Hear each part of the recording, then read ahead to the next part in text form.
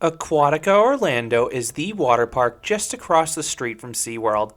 In a market filled with highly themed water parks, Aquatica can get lost in the shuffle.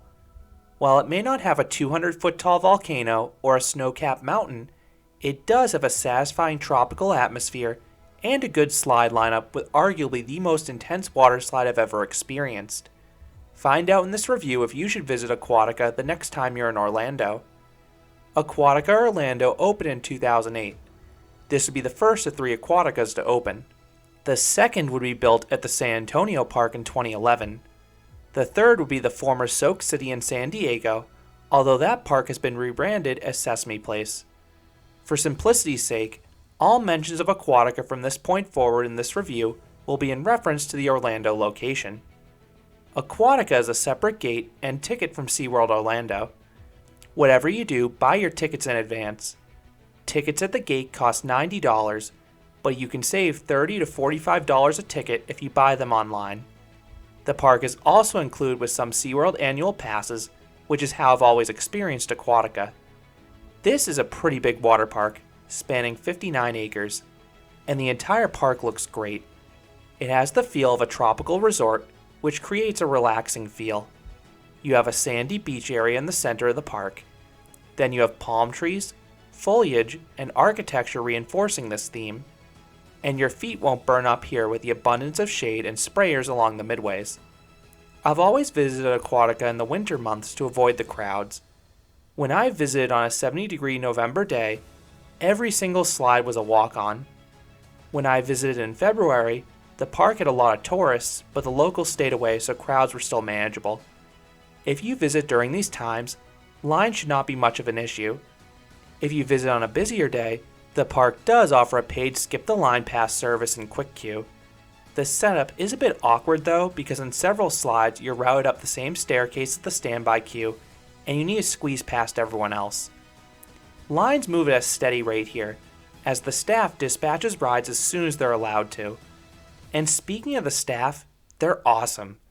Everyone I interacted with was super friendly, particularly the operator Ehu's Breakaway Falls. And that slide is the signature attraction here for thrill seekers. There are 3 trapdoor slides. Each one has a sudden and thrilling initial plunge, giving the usual free fall sensation. But the rest of the slide is what steals the show. You hurtle through a rapid-fire series of turns. The turns are so fast that they will forcibly uncross your legs and you will slide wildly up the side of the trough. They also exert some decent forces for a water slide. Then there's also a 4th slide with 2 thrilling drops for variety. This quartet of slides may be the best and most intense set of body slides out there, given their height, speed, and power. The other body slide is iconic, traveling through the Dolphin Tank. I rode this attraction back when it operated as Dolphin Plunge, but has recently been rebranded as Reef Plunge. While the placement is cool off-ride, you travel through the tank too quickly on-ride to appreciate the visual. The slide ultimately feels like your average body slide, no more and no less. Aquatica has quite a few family raft slides. The best of the bunch is Ray Rush. This is a diverse slide featuring a launch at the start, a miniature funnel, an airtime-filled plunge into a half pipe, and an illuminated tube finale. The rest of the slides here are solid but not spectacular. Care Curl features just Ray Rush's half pipe. It's fun, but I just recommend riding Ray Rush if both have similar weights. Walhalla Wave is your traditional family raft slide with some little dips and turns. For tube slides, you have some decent ones in Wanu Way and Omaka Raka. The latter has these mini funnels on the way down for a turbulent change of pace. Riptide Race is a racing slide. The turns and dips are pretty average, but the open-air flyby sections add some excitement. Tassie's Twisters is a duo of tube bowl slides. The placement of these slides is really weird because you need to take the lazy river just to access them because they're located on an island. The final adult slide is Taumata Racer, which is a racing mat slide with a shockingly large drop at the end, but it did ride fairly similarly to the smaller ones out there in my opinion. For kids, you have 2 areas of interest. Walkabout Waters is a colorful play area with some smaller slides, sprayers, and the obligatory giant dump bucket. Then Kata's Kookaburra Curve is an even smaller area for even smaller guests.